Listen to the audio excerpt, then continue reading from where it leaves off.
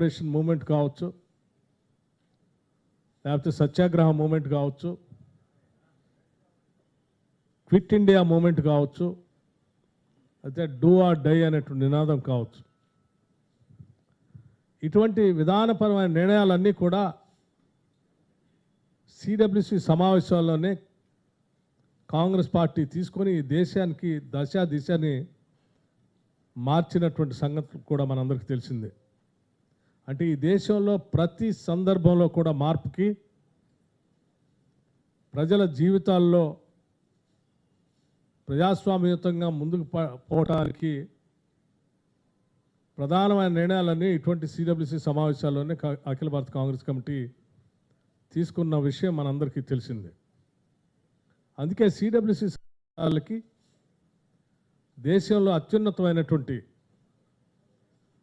ఆలోచన దాని ఉంటుంది.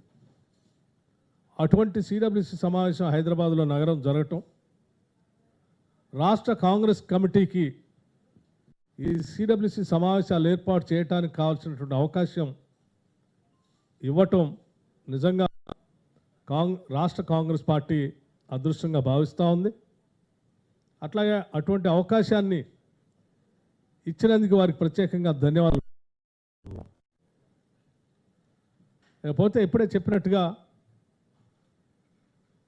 జాతీయ స్థాయిలో సంబంధించినటువంటి అంశాలు జాతీయ నాయకులు ప్రెస్